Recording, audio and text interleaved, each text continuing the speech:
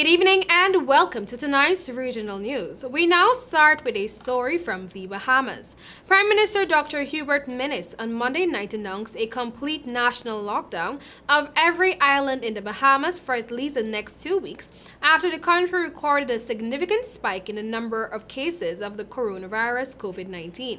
In a national broadcast, Minnis said that acting on the advice of the health experts, I quote, "I am announcing today a national lockdown for the entire country commencing tomorrow, Tuesday, August 4 at 10 p.m. The national lockdown will be for a minimum of 2 weeks, and nearing the end of this period, we will assess the health data and advise whether a further lockdown period is necessary. The extension, relaxation, or cessation of the national lockdown will in part be determined by the cooperation of Bahamians and residents alike," in the quote. Minnis, who is also a medical practitioner, said the longer Bahamians take collectively to, I quote, "bring the second wave under control, the longer it will take to resume a sense of normalcy," end of quote. The health ministry reported on Monday that there are 679 cases, with 572 of those active. Schools in Mexico will not reopen at the start of the academic year on August 24 as the number of cases are too high, the country's education minister has said. Esteban Moctezuma said the decision was made to safeguard the health of teachers and students. In response, the government has made a major deal with major television networks to broadcast a nationwide homeschooling scheme. More than 47,000 people have died in Mexico, and more than 439,000 cases have been confirmed. We now turn to news from Peru. Peruvian President Martin Vizcarra signed a decree which exempts qualified foreign doctors and nurses from having to validate their degrees. Peru has more than 430,000 cases of the coronavirus, and its health service has been struggling. Peru's Prime Minister Pedro Cateriana said that the emergency decree would allow qualified Peruvian and foreign doctors to practice medicine during the pandemic even if they are not registered with Peru's medical council. I quote, "This way, all medical personnel residing here will be able to join this national cause of fighting the coronavirus," end of quote, Mr. Cateriano said. And now for news on Venezuela.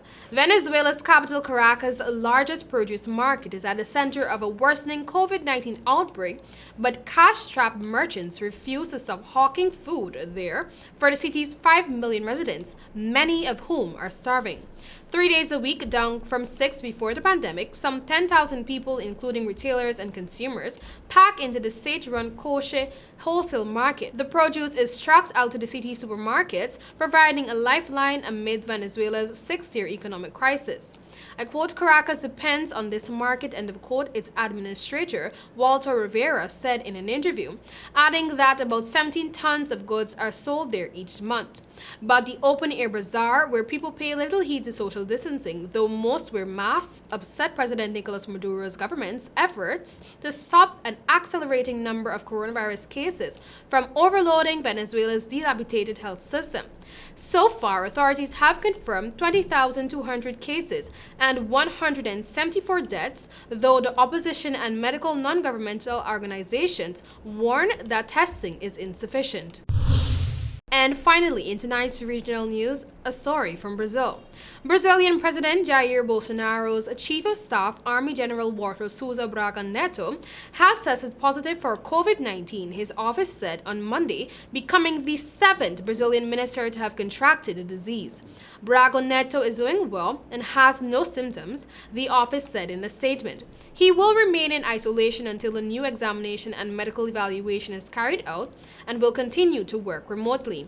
Last week, Bolsonaro's wife and one of his ministers tested positive for COVID-19.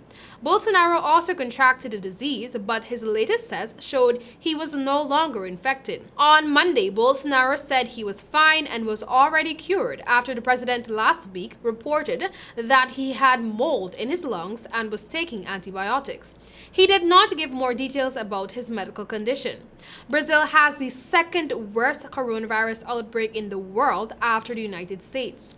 The South American country has registered more than 2.75 million cases of the virus since the pandemic began, while the official death toll has risen to 94,665 according to Health Ministry data. That was all for tonight's regional news. Thank you for joining. Bye.